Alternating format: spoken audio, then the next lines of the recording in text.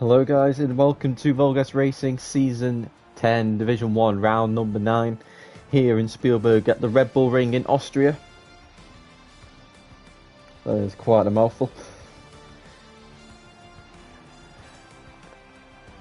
And we have 10 riders I think here today, so hopefully we should have some good action. And apparently the battle for second could be quite hot because Platt is the, as normal, standout favourite, but the battle for second place apparently could be between all of these guys, so I think it should be hopefully an interesting race for P2, and if Platt has a crash or long lap or something like that, then hopefully that can turn into a race for the win. But Dima Black, here he is, he's a new rider.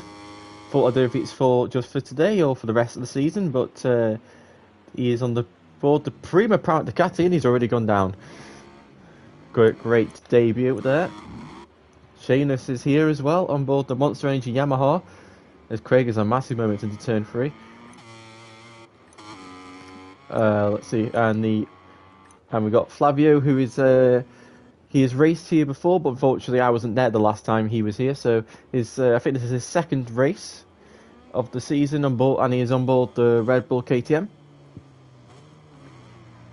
And we got the last new rider in Vita Best, and there's fortunately no Joe here today, so the lag master will not be lagging his way all over the circuit. But I'm pretty sure for all the riders that is a sigh of relief. So here comes Dima as he starts the first lap of the session. Up to the line, this is going to be a looking at 125s for this session. If you're not on the 125s, then you ain't going to be on the front row, that's for sure. I imagine Platt's going to probably. There's a bit of a lag here. I don't know if that's my end or Dima's. I did have some problems in Division 2, so it probably, I'd guess, it'd be my end as we now go into turn number 3. A little bit of a wheelie out of the hairpin and now down the back straight down the hill, going over all the little ripples you can see in the circuit, and then you brake hard down into turn 4. Oh, it's top rack style and he's gone down.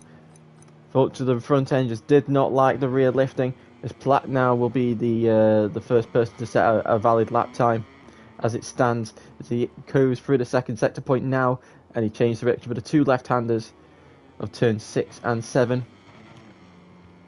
As he takes a nice tight line, holds the gas, a little bit of wheelie, and now to turn 7. And he changes direction for turn 8 as we now go up the rise, past the third sector checkpoint now, as we approach the final two corners for the final sector, using a bit of curb. He's run a little bit wide for turn 9, but that's okay. And into the final corner, hard on the gas, not using the ride-out device like some people do. A little bit of curb, up to the line. It's a 125.1, and that is probably enough for pole already. As Dima does actually set a lap time despite his crash, 7 seconds off the pace. So obviously, at least he set a time. Jack Boom using the ride-out device. That's something I didn't do in the Pro Draft event. So if you can hear me, try a lap without it. You might go a bit faster. I don't know if it's just loads of people being invalid. We got loads of red exclamation marks going up here, but VTR now. VTR, he's obviously missed one round due to being on holiday. How dare he? But since then, he's been on a good run of form. Lots of podium places, top 5 finishes.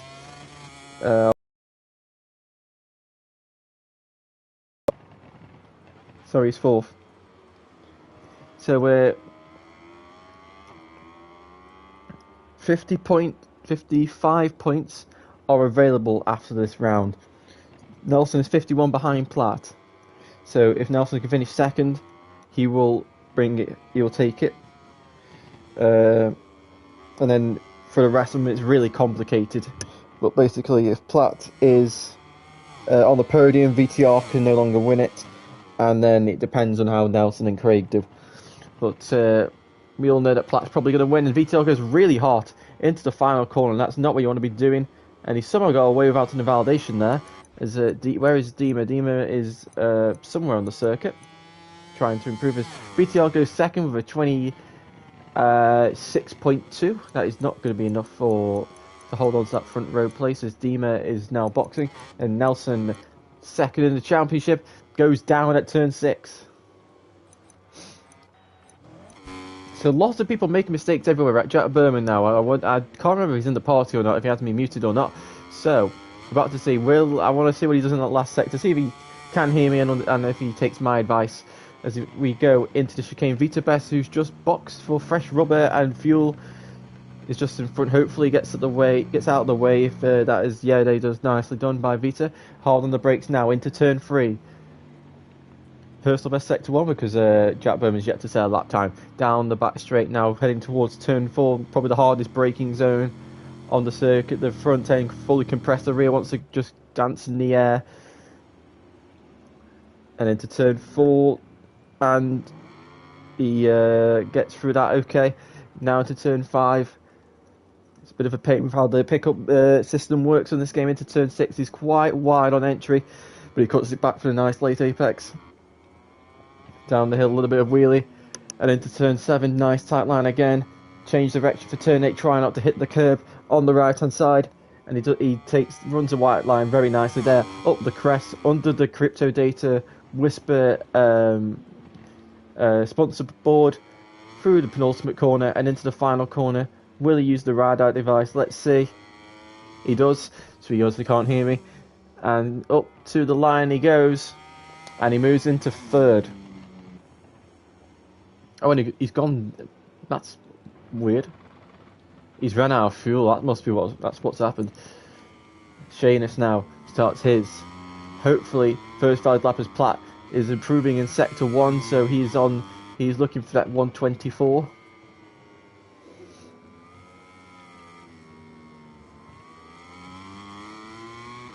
As Nelson, who has not.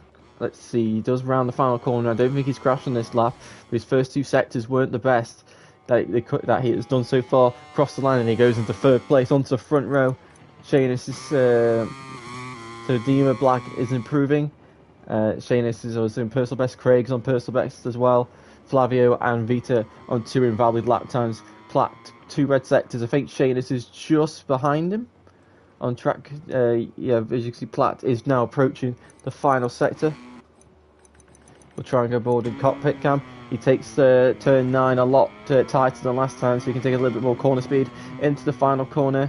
Just misses the curve there. Hard on the gas, up to the line. This is going to be a 124. And there's a 24.6. That is faster than I think he went in the pro draft as well, from memory.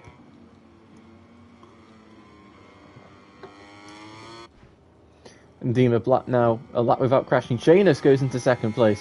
Dima goes into 5th. There is not a lot separating 2nd to 6th, just 4 tenths of a second. Flavio's gone down again. Craig goes up to the line and he jumps into 2nd place. 1.1 seconds off Platt, the first rider other than Platt to go into set at 125. Saya now out the final corner, runs really wide using the ride-out device. Up to the line, where does he go? He goes into 3rd place. Shaders goes down in the 2nd sector at turn 3. Vita is now on a lap, hoping to set his first lap of the race on the Prima Pramac Ducati. Just him and Flavio now waiting to set their laps. Fortunately not being able to set a banker time, which can be quite crucial and very crucial in these qualifying sessions, because those banker times, usually they are the ones you have to fall back on because of the amount of mistakes that can happen in these sessions. You don't know if there's going to be a crash or just a small mistake that could cost you, and those banker laps can just come in clutch sometimes. As Vita, I can't hear his engines. That would maybe assume that he's low on fuel. It's because it sounds like he's on the pit limit. He's on the very weird end of the pit limiter as he takes the penultimate corner very nicely there. Up to the final corner, down the hill, hard on the gas, just escapes the curb. Up to the line he goes. Where will he go? He goes into 5th, 1.5 seconds off the pace. But VTR said, watch out for this race because this looks on paper quite tight. 1.1, 1.3, 1.5, 1.5, 1.6, 1.7, 1.8, 1.9. So Flavio can set a time that's either 1.2, 1.4 or 2 seconds off Platt's pole time. That would work really well. If Shane's could just improve by 0.03 of a second, or everyone can improve by 1/10 of a second, and because VTL is lagging all over the place, but that's not me. Flavio on the Rebel KTM, I'd say probably not a very nice bike for the circuit. It's a home of KTM, and in the Pro Draft it was such a difficult bike to ride. It's so unpredictable. It's so unstable. It's got all these problems, and there we go. That's a classic sort of KTM crash. You just get into the corner, everything seems fine, and the front just folds out of nowhere. You don't really feel like you've done anything wrong, but it just goes on you without any sort of warning.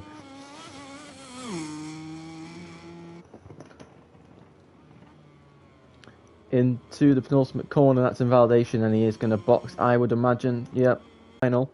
If he can top the MotoGP, the final MotoGP challenge, he could be on his way to qualifying for the Pro Draft for next season. So we wish him the best of luck in that next week. Approaches the chicane of 2A and B. The only rider to set the first rider to set a 125. That wasn't Platt. He's gonna improve in the first sector. Craig has been a bit unlucky. Both factory Ducatis have actually been quite unlucky in the past few races.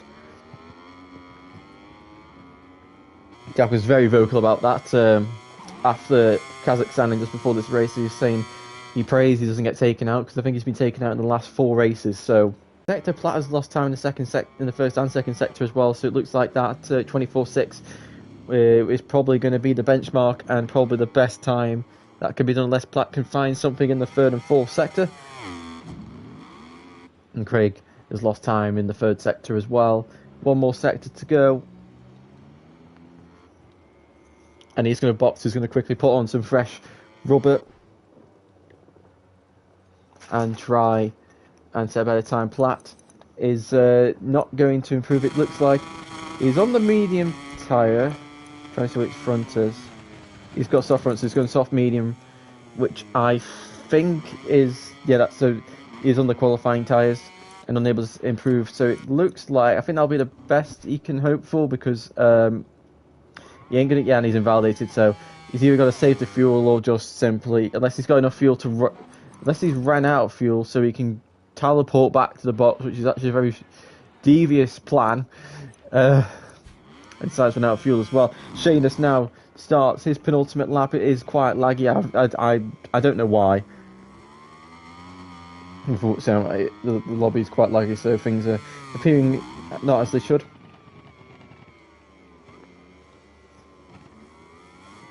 And Nelson improving in sector 1 as well as VTR. The two Aprilias. Nelson cannot, if the qualifying result matches the race result, matches this qualifying result, Nelson Platt will simply put, Platt will be champion, because Nelson is not in P2 as Platt is 1. So Nelson needs to really step up his lap time here, and both Aprilia seem to be doing that with personal bests, but unfortunately I can't tell how well they're doing these corners, because they're all making weird shapes and noises. Last time VTR sets a 25.5, and Flavio is going to set a lap time, hopefully just one more corner for him to negotiate. And here he comes up to the line. It's going to be a 125 flat for Flavio, and he goes into P4. Dima Black improves to P8, so Nelson is going to start from 9th position. That's really not what he needed, and Sire is, oh my lord. I really don't know why things are like this. I wouldn't be surprised if the lobby crashes. I hope it doesn't.